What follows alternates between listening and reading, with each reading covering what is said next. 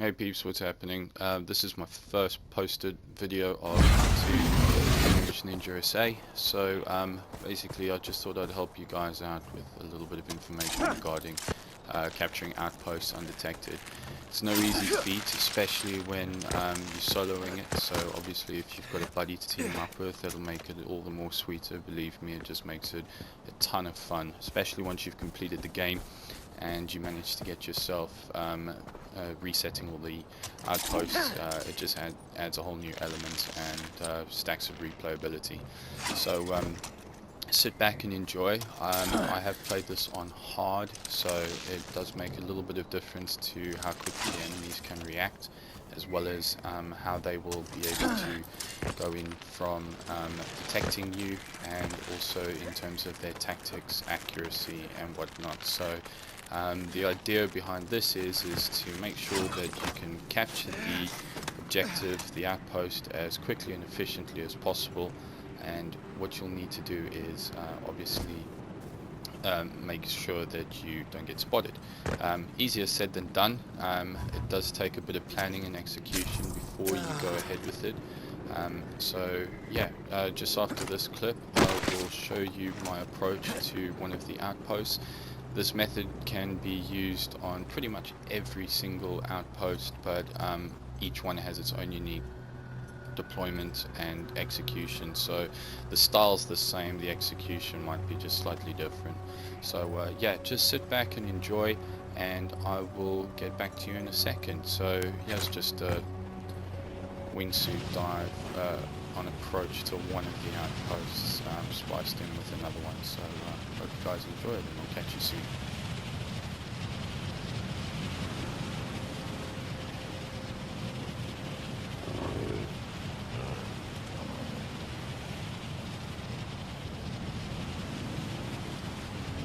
Someone shoot these bots!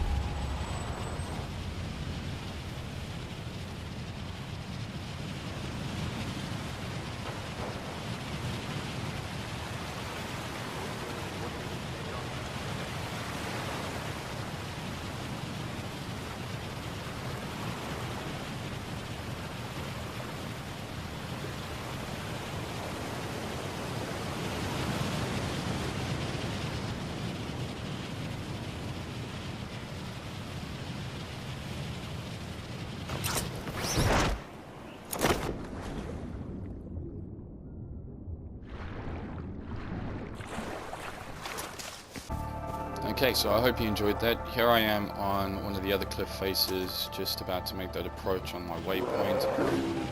So the idea behind this is obviously to get there to the outpost. I mean, you can approach it in any which way you want. This is just one of my ways that I decided to come in because I thought it looked cool, and kind of is.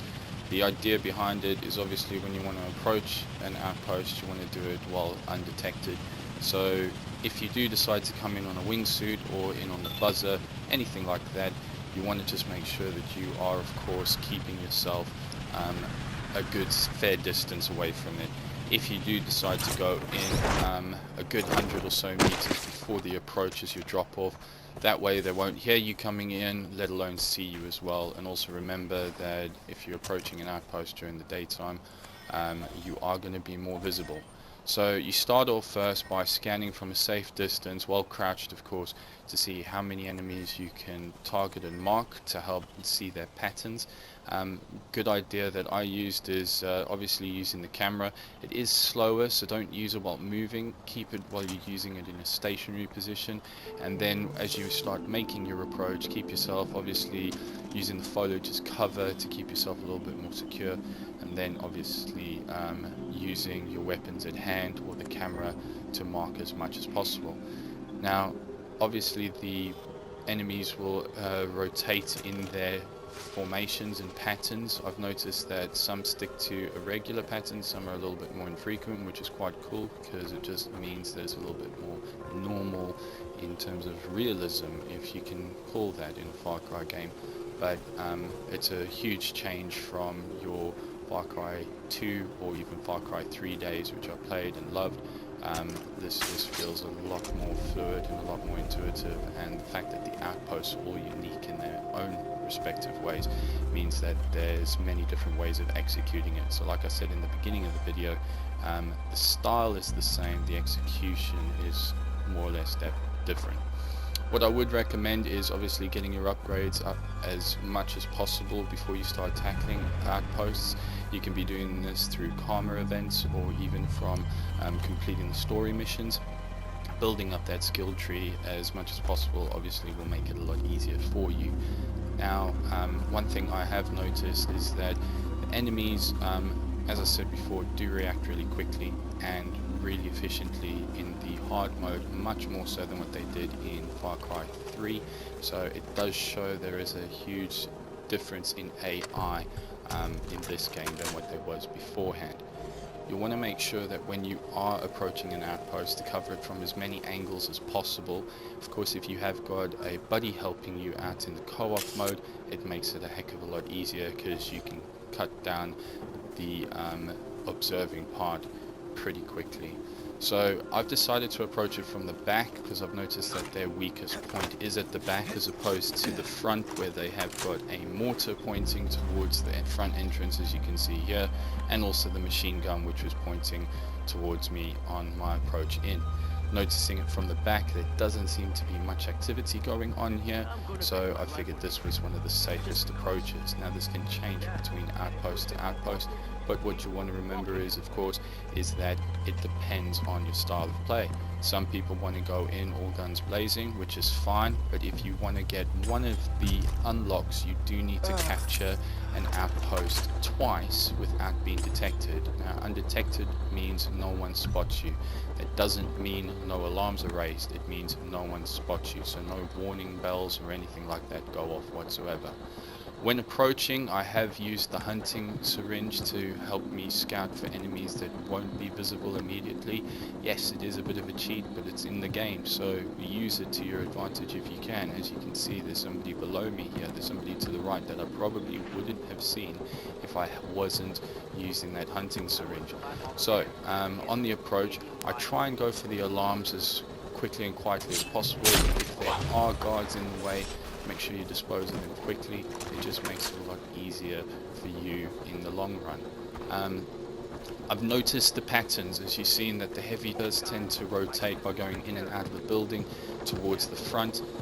So I use this opportunity now to quickly take out that alarm, and then there's the other guards which are moving in and out of the building as well. The other guards tend to be focused towards the front, which is fine. We can wait for them a little bit later. What I thought now is just backtracking, making my way around just to see, in case my time is running out of my hunting syringe, just to see if any other bodies get picked up, and one of them has, which has been that marksman, if you can see him just there. So now that we know where they all are, we now need to just make sure that we dispose and dispatch of them as quickly and quietly as possible. Remembering, stay in your crouch position, silent weapons if possible, and if you do decide to make any loud noises when you go loud on it, try and stay out of ear or eyesight, because they will be alarmed, they will start scouting, and then the pattern is completely disrupted, meaning that you do have to start improvising quite a lot. That means that if anyone does spot you and you haven't dispatched all the alarms, tough luck, you're going to have to start the outpost yet again, or wait until you get to another one. So, now I've seen a pattern emerging here where one of the guards takes his post against the wall and starts to relax, while the heavy goes and does his thing standing outside the main door. If you can see there, just to the right, one of the guards is sort of doing his circle. Now, because I have gotten rid of the one bad guy, the pattern hasn't really disrupted and no one's really noticed them disappearing. So as I make my approach now, we just got to make sure that we are fast and efficient. He's gone back to watching TV, and now we can make our move towards that post, as it is now open. So let's head there nice and quickly and quietly, keeping ourselves aware of our surroundings, getting rid of the alarm. That's just my backup measure in case everything goes badly, and we can get rid of this guy. So that's a cover takedown, another one of the unlocks that you'll need to get if you want to make it an efficient takedown. Now remember, if you are using the drag body option, it is a lot slower and it does leave you exposed to being spotted and not letting you carry any sidearms. So carry them on your body. I have got the M79 grenade launcher here, obviously not the route that I want to go down. I want to try and keep this as quiet as possible. Now I've noticed that there's another guy that is making his way downstairs, upstairs, and the other one has made his rotation back towards the front. So, hiding in the bushes here, I've decided to select my throwing knives just as a precaution in case anything goes wrong and I need to get rid of a guard nice and quickly. This one's approaching, he's making it nice and easy for me so we can quickly dispatch him.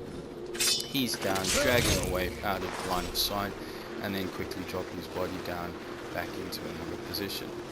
I have started collecting the bodies towards the back here. Believe me, it wasn't intentional.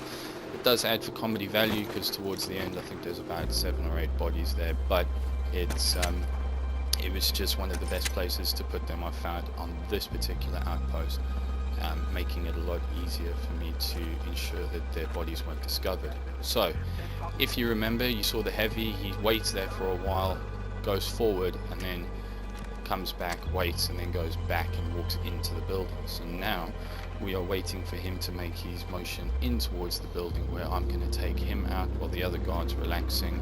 We're out of his line of sight. Obviously I don't want to take a heavy on from the front, so I'll just wait for him to make himself available to me, and here we go. We quickly take him out. Now you can't drag the heavy from a takedown, you have to let his body drop and then pick him up, which is what we want to do. That makes it a lot easier for ourselves, and it just means that we can get ourselves out of the situation as quickly and efficiently as possible. So we dropped his body now around, and now I think I was getting a little bit cocky with this because obviously I could have put him anywhere else, but the bodies were just piling up, so why not? Right, moving on. We're now at the final approach. We've only got 4 guys left, or so I believe at the time of playing this. One guy's just busy there on his mobile phone, so we'll wait for him. He looks like he's going to be our next target.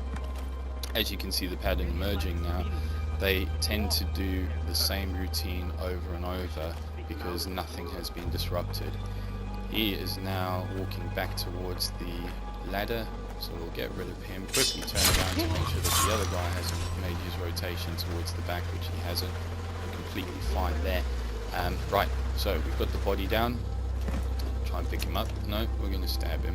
Let's pick him up properly. As you can see, the clouds are moving in, the weather is starting to change, the snow is coming down, and this is now obviously going to help us as well, but seeing as though we're mostly done, it's not really going to be too much of a challenge. One final guy down at the bottom there before we dispatch the other 2. Let's remove a propaganda poster just for good measure, and let's head down. So this guy was one of the ones that I wasn't too sure if he was alone or not. He was talking and making some noises. I do think he was chatting amongst himself, but we'll just make sure that there isn't anyone else there. So we're going to get another hunting syringe out just to make sure that this is of course the only person down here. You can never be too sure, so if you have them at your disposal, use them. Crazy to think of all the blood my blades tasted. Yeah.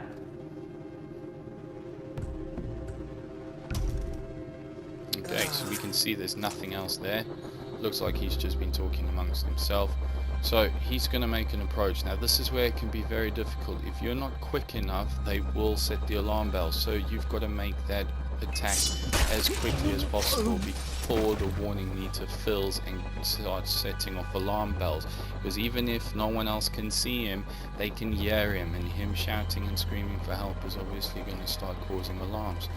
This is the final stage of it, so now that I don't need to go and dispatch and put these other guys away because there's no one else there, so double takedown, we can do the chain takedown with this move. Let's get one, let's get the other, and there we go. That is how you do it undetected. Stay tuned. If you guys like, hit subscribe, let me know, I'll post more videos up. This has been FarCry 4, I'm pushing the USA. Thank you very much, goodbye.